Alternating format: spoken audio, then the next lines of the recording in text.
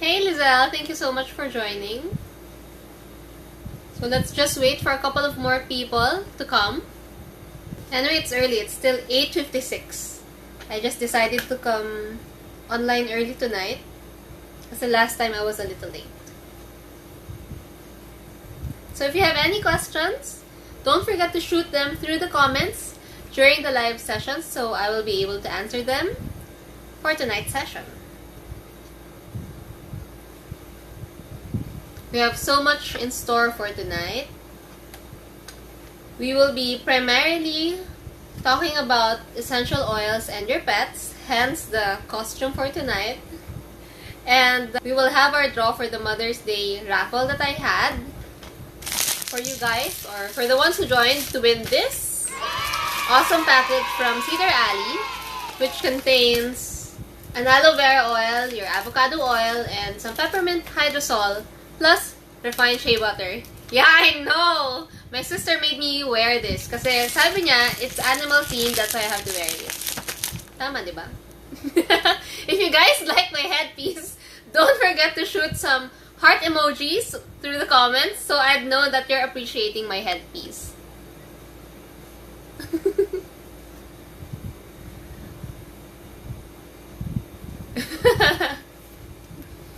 Okay. It's very early. As I was saying, tonight will be about your essential oils and your pets, primarily cats and dogs, kasi yun naman yung covered in the books that I've read and the books that I will be sharing with you for tonight. And then, what else? I would also like to invite you for my workshop on May 27. Ito yung poster. I'm not sure if you've come across this now or if you've seen this. Yan.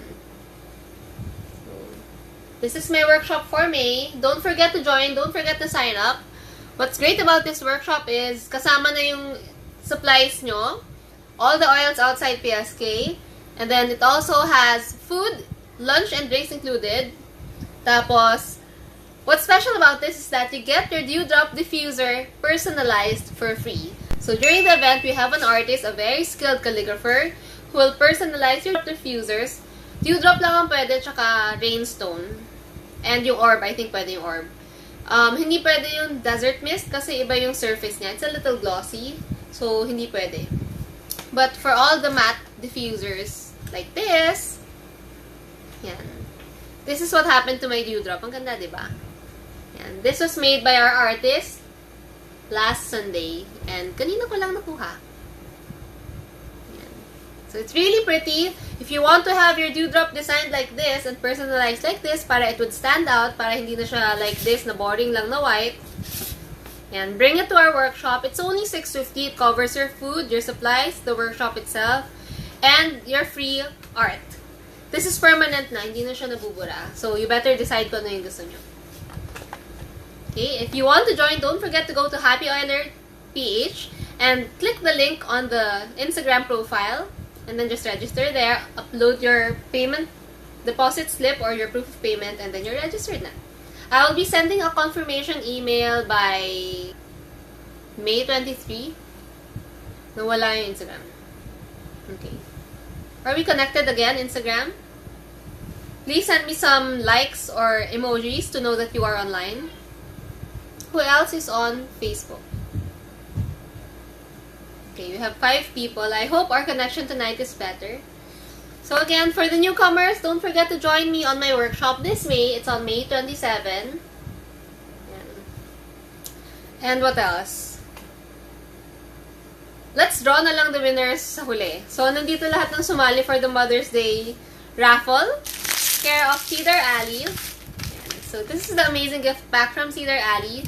They have amazing carrier oils. Great price. They also have butters now, and they have waxes, and they have new oils now, pomegranate oil, which is great for sunburned skin. Tama-tama pag summer, if you just came from the beach and medyo namamalat yung skin nyo, try their pomegranate.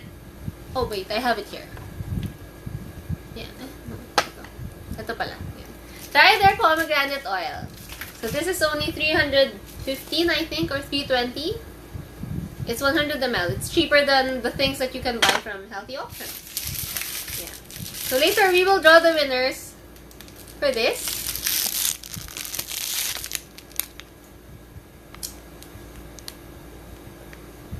Okay. So if anybody is having a hard time connecting through Instagram or lipat kayo sa Facebook, kasi I think mas stable yung connection ng Facebook tonight. Okay? So it's 9:01. We will start our session maybe at 9:05, depending on the people who are already online. I think distracting tong headpiece. Okay.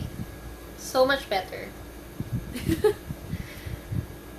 Okay, so for tonight, I referred to 3 books. So everything that we will be discussing for tonight are just based on these 3 publications or these 3 published materials. I try not to refer solely on internet sources kasi maraming internet sources that are conflicting.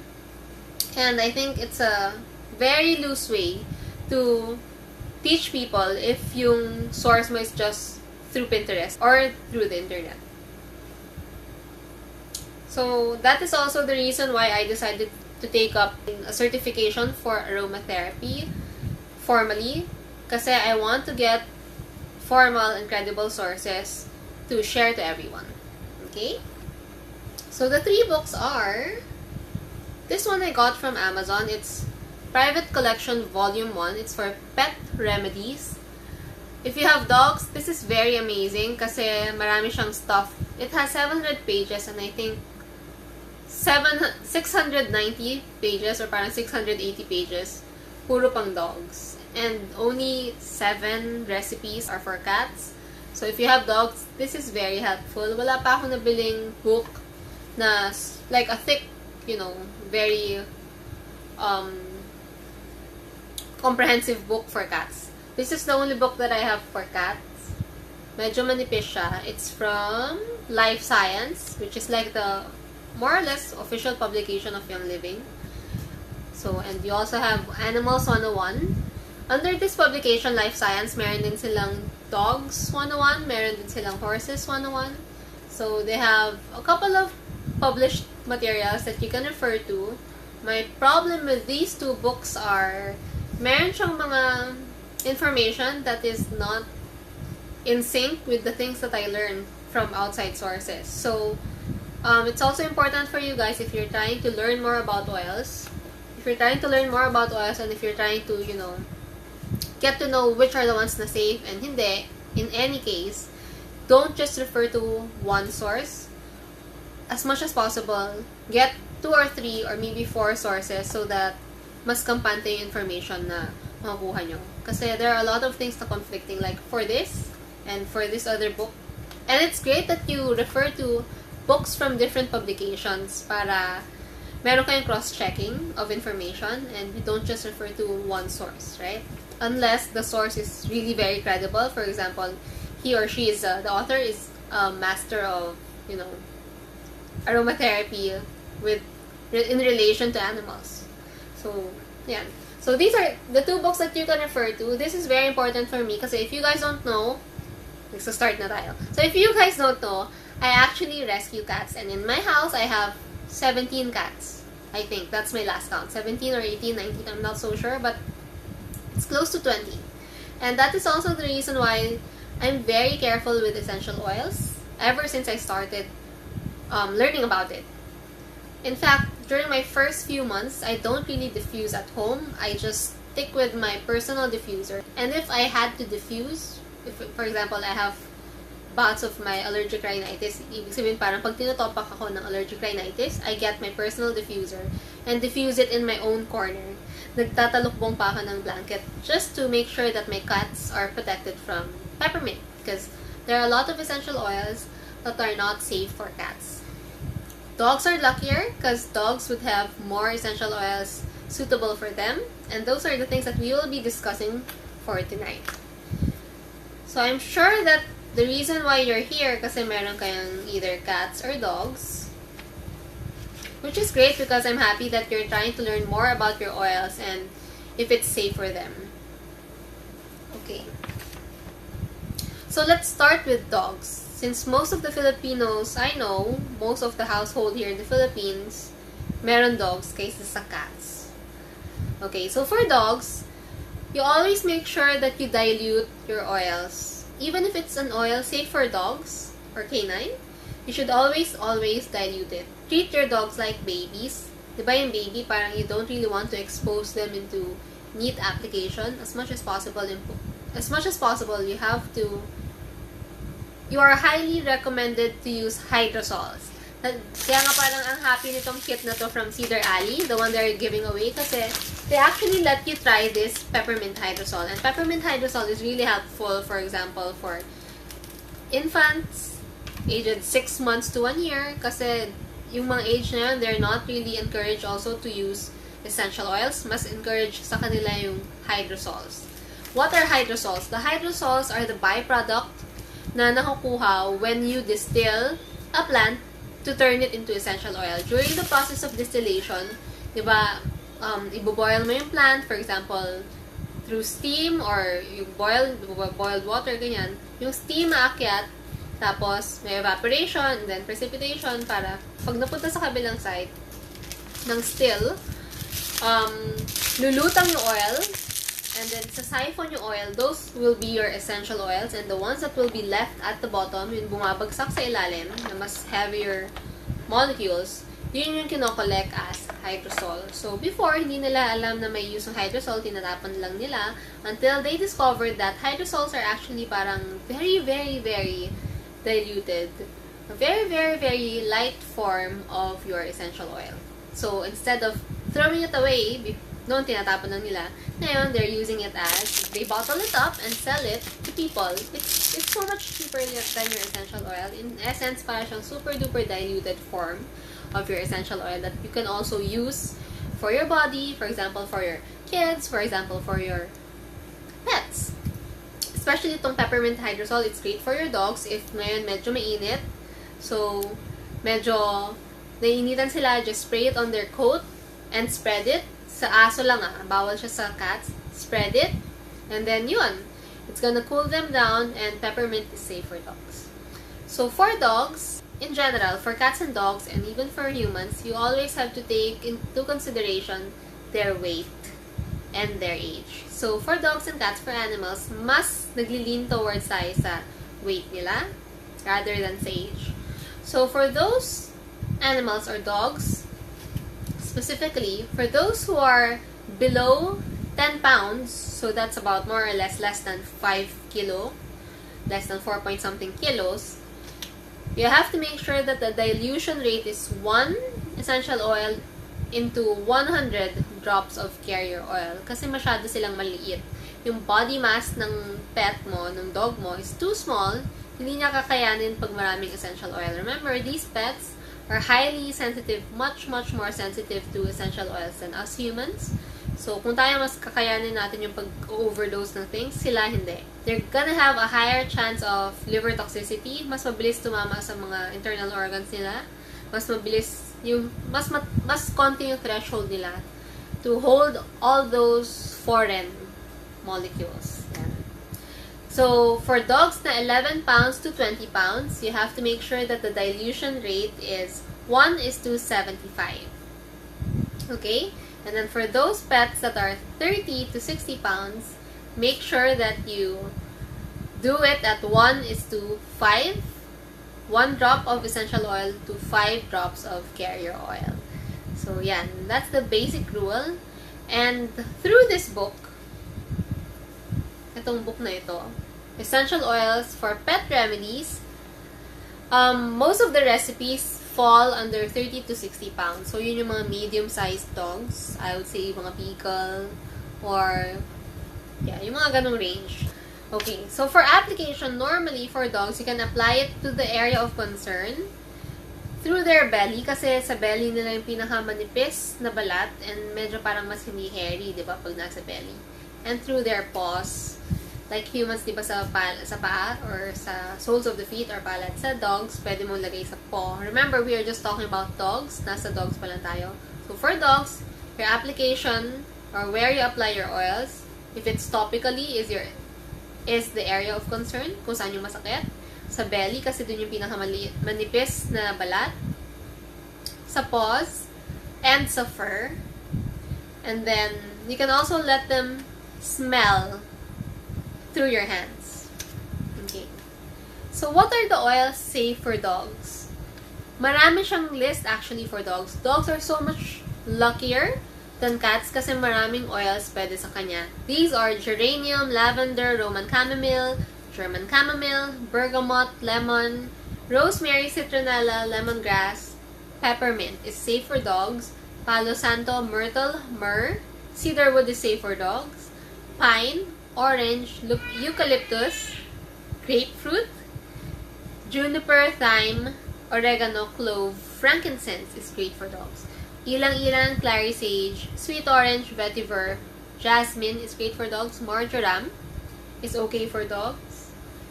Valerian is great for dogs. Blue tansy, patchouli, ginger, birch, wintergreen, fennel, helichrysum, and tangerine. So there are actually a lot of oils. Very great to be used on dogs.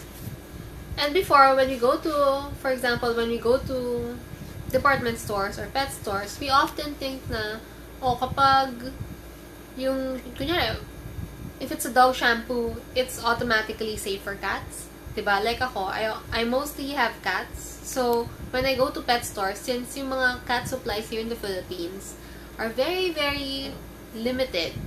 In fact, parang most of the pet stores that I go to, wala nga pang cats. Most of the time, I just buy the things na pang dogs and then I just let my cats use it. Hindi pala pwede yun. Kasi there are a lot of ingredients na pwede sa dogs na hindi pwede sa cats. For example, I used to buy shampoo, pet shampoo, and tea tree yung scent niya or yung variant niya. Hindi pala dapat yun pwede sa cats. So I really didn't know that until I tried learning more about oils and until I tried, researching about it like right now. So, for cats naman, since smaller yung body weight niya, it needs to be more diluted. So, you will never ever go below 1 essential oil is to 100 drops of carrier oil. That's the minimum that you can dilute it with. If it's, for example, my biggest cat is 4 kilos. So, that's about 8 pounds. Less than 10 pounds dun sa range ng dog, right? That's why I said, hindi ka bababa sa 1:100 dilution rate. And if your cat is smaller, for example, yung mga puspin, they're a lot smaller. You have to double the number of your carrier oil. Yun yung rule. So, one drop is to 200 drops of carrier oil. And for cats, yung application, hindi pwede kung saan-saan. Dapat sa fur lang. You can never ever put it sa paws for cats. Only for dogs, pwede i-apply sa paw. Sa cat, bawal yung paw kasi may direct hit siya sa mabilis mapunta yung compound or yung component ng essential oil to their liver. And that's the problem with cats kasi the cats, their bodies don't really have that natural way of excreting those oils unlike us humans and unlike dogs. We have this natural system of excretion or parang pag-flush out of whatever toxin that we put in our body. Yung cats wala. They tend to pile up and naiipon lang siya sa body niya until magkaroon siya ng liver toxicity. I'm not sure if you've heard this, but there was a news before in the United States that was very, very popular kasi parang since essential oils has been very, very big all over the world and meron isang matandang babae who's very into oil who has a cat and has been oiling for X number of days consecutively. Ang nangyari, in the end, yung mga alaga niyang cats namatay. I think she had 3 or 4 cats and they all passed away because of the essential oils. Because at that time, people don't really care, right? They think na, it's essential oil. It should be healthy for everyone, but that's not true. A lot of the essential oils are not really safe for cats. And if you have a cat, always make sure to use your water-based diffuser. So I know I've mentioned this before so many times that I don't really use water-based diffuser. I prefer using waterless diffuser. I still prefer them. But since learning about this since learning that, if you have cats around, never ever settle for waterless diffuser. Dapat ang gamit mo yung water-based. Water-based kasi with your waterless diffuser, the molecules na nasa-spray or na-emit from the diffuser is more concentrated. So, better yung water-based diffuser para kahit pa paano, dun sa mga na-emit niya, may tubig, may water molecules, hindi lang yung purong essential oil. So, if you have cats around, especially if you have dogs na rin, I think it's highly suggested that you use a water-based diffuser kung gusto nyong magpa-usok or kung gusto nyong mag-diffuse ng essential oil when your pets are around. Okay? And for cats, for cat owners, stay away from terpenes, sesquiterpenes, phenols, and those are oils that belongs to the hot oil category. So, yung oregano, hindi pwede sa cats. Thyme, hindi pwede sa cats. Clove and cinnamon, hindi pwede sa cats. Hi, Marcus! Thank you so much for joining. And hindi rin pwede yung citrus. So, for cats, ang daming bawal. Like, bilang lang yung pwede sa kanila. Ang mga bawal usually lahat ng citrus oil, so lemon, lime, any citrus oil bawal sa kanila kasi merong component doon na hindi nila na excrete from their body. It just gets piled up until they suffer from liver toxicity. And then hot oils bawal, oregano, thyme, clove, cinnamon, phenols bawal, juniper and basil definitely bawal sa cats. There are a lot of herbaceous plants na akala mong safe kasi from herb naman, hindi pwede sa cats. And then, bawal din yung sesquiterpenes. So, wintergreen, bawal sa cats. Patchouli, hindi pwede sa cats. These are the oils safe for cats. That is parang written talaga in here that it's safe for cats. So, these oils are copaiba. If you have copaiba, it's safe for your cat. If you have helichrysum, it's safe for your cat and your dog. If you have lavender, lavender is safe for your cats. And myrrh is safe, Roman chamomile is safe, and valerian. So, valerian is safe for both cats and dogs. Okay. What are the oils that you should avoid if you have cats at home? So, bawal sa cats yung citrus. So, bawal yung bergamot, orange, lime, lemon. Bawal yung clove, hot oils, right? Bawal yung eucalyptus. Peppermint is also bawal. Fir, juniper bawal. Frankincense is not really okay for cats. I'm quite surprised by this, pero hindi pwede yung frankincense. Spiked lavender is bawal for cats. It's different from your ordinary lavender like this. This one is pwede for cats. In other brands, may nakita kasi akong spiked lavender, so bawal yun for cats. It's a different plant altogether. And then, bawal din yung tea tree. Especially tea tree. Bawal na bawal sa cats. Sobrang mamamatay sila kagad. Matotoxic. There's liver toxicity kagad if they are exposed to tea tree. In fact, for dogs, it's an oil that you should use with caution, especially for smaller dogs, bawal din siya. Kasi yung smaller dogs and cats, you treat them almost the same. So, for smaller dogs like your Chihuahua, or your Shih Tzu, or your Maltese, medyo wag nyo i-expose sa tea tree. Your pets are gonna suffer. For the bigger dogs, pwede yung tea tree at a very, very, very low amount or very, very diluted amount. Okay, other oils na bawal sa cats, mandarin, orange, oregano, pine, rosemary, sage, bawal sa cats, spearmint, bawal sa cats, spruce, tangerine, thyme, and yarrow, bawal sa cats. Okay? So, yun lang. Those are the oils na bawal sa cats and bawal sa dogs. If you have any questions, don't forget to shoot them through the comments para I can answer them all throughout the session. And while wala pang masyadong questions, I would just like to invite you to join my workshop this May 27. So here's the poster. I'm not sure if you've seen it. It's going to be at Afters Desserts and Coffee. It's along Tomas Morato. It's beside UCC Coffee. Ito siya. And what's great about this is that it's only $650, your lunch and your drinks included, plus all the supplies that you'll need outside, and the oils outside PSK. And what's great about this is that you can personalize your dewdrop diffuser just like what I did with mine. So we have an artist who will do this on site during the event. Not really like this na intricate, yung parang name siya, kasi this one takes like 2 days. So, for the event, yung name nyo, you can put your name or a short quote. This one, pinarticle. But it's really nice. It's permanent. Hindi na siya mabubura. Even if you clean it with alcohol or even if you clean it with vinegar or whatever, it's not gonna rub off. It's permanent na. So, it's really pretty to vamp up your dewdrop para hindi siya ganito lang. Although, this one is pretty naman if you want minimalist, ganyan. But, if you want to stand out and amp up your dewdrop diffuser, you can have it painted for free. Okay? What else? Okay. So, if wala nang masyadong questions, it's just 9:30. I will be talking about other things, about essential oils, okay? Tapos na yung topic natin for animals. For those who have recently joined, just refer to the replay on YouTube. Just search for my episodes sa YouTube, type in couchwasabiTV, and then all the episodes will come out. I updated all the titles for the topics that I mentioned.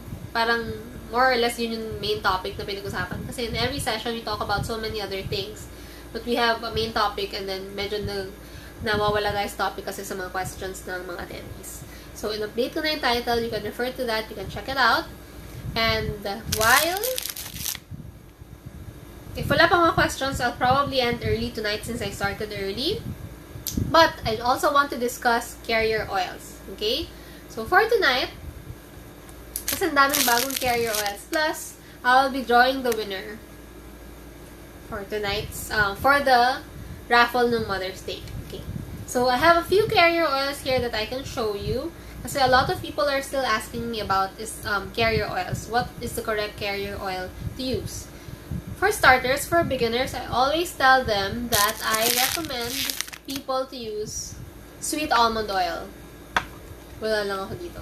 So, sweet almond oil, grapeseed oil, and sunflower oil are really great oils for beginners because those oils are very light in texture, very light in scent, and very light on the skin, easily absorbed also by the skin. So if you are a beginner and you want to start blending your essential oils, go get your grapeseed oil, go get your sunflower oil, go get your sweet almond oil. Grapeseed oil is a little less shelf stable, mas mabilis siyang masira. So I suggest to put it sa freezer. No, not sa freezer, sa ref. Para mas ma-prolong yung shelf life niya. Instagram is really doing bad tonight. Nadi-disconnect siya. So let's go to Facebook. Aside from that, if you want to expand your collection, if you want to expand your carrier oil collection, you can start venturing into, or you can start checking out rosehip oil. This is great for your skin. Very great for skin regeneration. Great for acne marks, blemishes. It has a lot of vitamin A. So, it's really great for your skin, for your stretch marks, for your cellulites. This is amazing. Same with argan oil. So, for those of you, the first few registrants on my workshop, you're going to be getting this again. And then, another great oil is jojoba oil. Wala lang dito sa harap ko ngayon. But, jojoba oil, rosehip oil, and argan oil are the three oils that I highly suggest if you want to do products, for example, specific for the skin. Kunyari, gusto nyo gumawa ng face serum, gusto nyo gumawa ng, anything that you will leave on your skin for a long time, overnight, ganyan. Use these oils. Argan oil, rosehip oil, and golden jojoba oil. So, castor oil. Para saan naman yung castor oil? Castor oil is what I use if I make massage oils na parang I need blood circulation. Kasi castor oil promotes blood circulation, therefore it's great for sa mga nagsuffer sa stroke. It's also great for hair growth. It's also great for like varicose veins kasi you want the blood to be moving. Kaya castor oil is great for that. So if you want to make varicose vein serum, if you want to make like a massage oil for stroke survivors, you can use castor oil as your base. Now, I was sent by Cedar Alley their newest oil, which is yung pomegranate oil. And pomegranate oil is great for your skin, mas lalo na ngayong summer if it's sunburned. So, it's great for skin regeneration. I think this is also shelf stable naman. So, and the smell is really nice. Like your any other carrier oil, ganun yung amoy. Meron lang siyang konting hint of citrus oil. So, yan. That's pomegranate oil. And then, for Young Living, I'm not sure if you've seen this, but Young Living actually has their V6 oil. Their V6 oil is their vegetable oil na halo-halo. So it has grapeseed oil, sesame oil, wheat germ oil, it has sunflower oil, and olive oil, all rolled into one. It's scentless. It's neutrally scented. Bukas na siya. It's neutrally scented. This is what Young Living uses kasi parang if you notice, when you smell your carrier oils, meron siyang amoy langis eh. There's gonna be that smell. And some people are sensitive to that. They don't really like that. That's why they prefer buying yung Young Living's V6. Kasi V6 is really unscented. So, kung ano yung amoy ng oil mo, yun lang yung maamoy mo. Wala siyang ibang amoy. So, yan. You can buy this from your virtual office or your account. Another oil that's commonly used is your coconut oil. I love coconut oil. In fact, earlier, I did a new recipe. I created a new video. I will be uploading it tomorrow, so you guys can see that. But this is the product that I made. It's Himalayan Salt Cellulite Scrub. It's really good. It smells really amazing. So the ingredients and how to make it, abangan nyo tomorrow sa channel ko. Search for Couch Wasabi on YouTube. That's where you see my recipes. If you search for couchwasabiTV, one word, that's where you'll see the IG Live replay. So for this one, your VCO, it's great for your skin. If you want to make, for example, like this, I used VCO as my base. If you want anything for the body, anything for massage ng body, VCO is great. Anything for the face, don't use VCO kasi this is comedogenic, meaning it clogs your pores, so magkaka-pimples kayo dito. Whatever recipe that you see na VCO yung ginamit na para pang mukha, you better switch it. Switch it with argan oil, rosehip oil, jojoba oil, or sunflower oil. Sunflower oil is very safe kahit sa face. That's why human nature sells sunflower oil, right? So it's very light on the skin. It's more affordable than your rosehip, jojoba, and argan. But for the face, never ever use VCO. It's really gonna make you break out yung skin mo. Kaya wag mo nyo gagamitin yung VCO. Another carrier oil na meron si Young Living is yung Ortho Ease. This one naman is for... Can't open it. Ayan. So, this one naman has the kapareho kay Panaway. Kasi meron siyang Panaway. So, this is actually your carrier oil infused with essential oils from Young Living. Essential oils like juniper, wintergreen, peppermint oil, thyme. Amoy na amoy nga siya na parang pang masahe. Parang pang rayuma. Vetiver, wheat germ oil, sweet almond oil, olive oil, and rapeseed oil. So, it has that minty smell. Kaya siya Ortho Ease. It's for all your parang orthopedic concerns. Sa mga buto-buto, sa mga joints, sa muscles. You can use this as a base kasi meron na siyang infusion of essential oils like wintergreen, which is the main oil for your Panaway. Panaway is one of my favorite oils. During my last workshop, it's the recipe that I shared with everyone. We actually made one of my favorite oils, Aches Away. So, Aches Away is basically Panaway, peppermint. You can add copaiba if you want. You can add lavender if you want. But for me, for my rheumatism, I just use this Aches Away. I use Panaway as my base and then any carrier oil that I like. So, for this one, I think I use sunflower oil. Sometimes, my body aches and pains are tougher, hindi kinakaya ng Panaway. So, I use another oil, which is Deep Relief. So, wait, let me see it.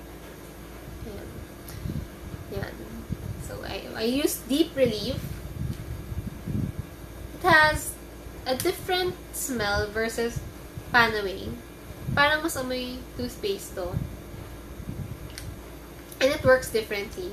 I normally use Panaway if yun yung parang yun yung pang level 1 ache ko, yung level 1 pain, I use Panaway.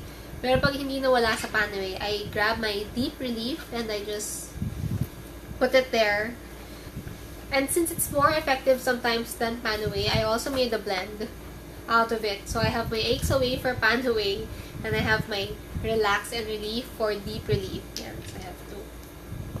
Another oil that I frequently use since I have PCOS is yung Progescence. I'm sure you've heard of it. It's actually the oil that convinced me to sign up as a member for Young Living. So it's Progessence oil. Medyo half na siya. Tagal din. I started using last December. So half na siya. It's already May. 5 months na. Yan. And I make a blend out of this too. So I started using it ng neat.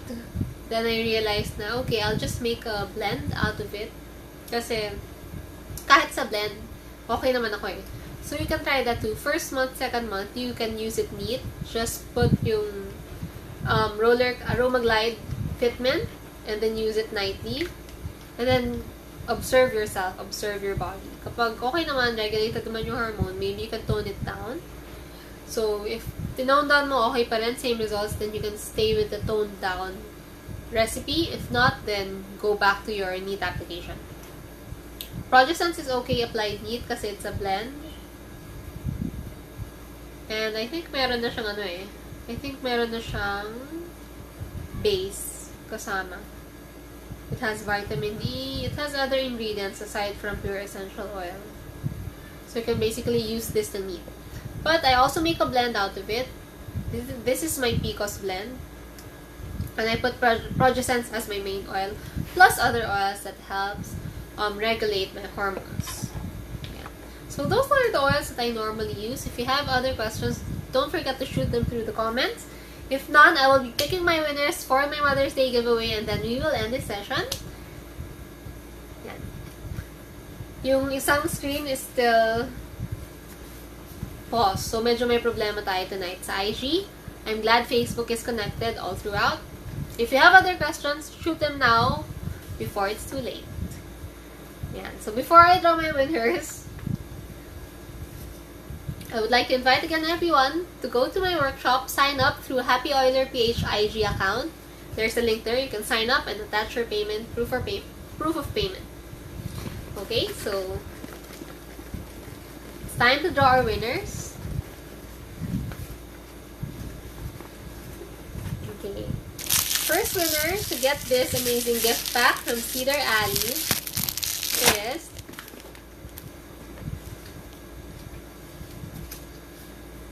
Princess Lizane.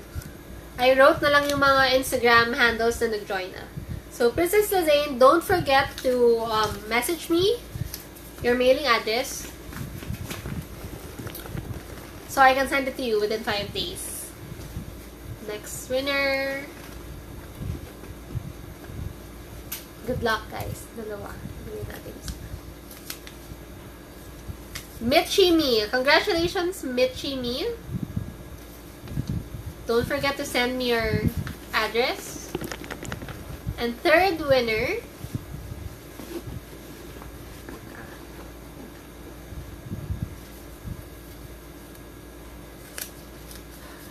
Lish Bloom. Thank you so much for joining. Don't forget to send me your addresses so that I can send you your gift packs from Cedar Alley. Thank you so much, Cedar Alley, for sponsoring this giveaway. And it's 9:36. I think we can end the session now. Thank you so much for joining, and I hope to see you on my workshop on May 27. And don't forget to check out my new video tomorrow. It's gonna be uploaded maybe tonight or tomorrow. Para lang malagay ko doon yung mga winners ng gift packs. Okay? Thank you so much, and I'll see you in my next IG Live. Bye!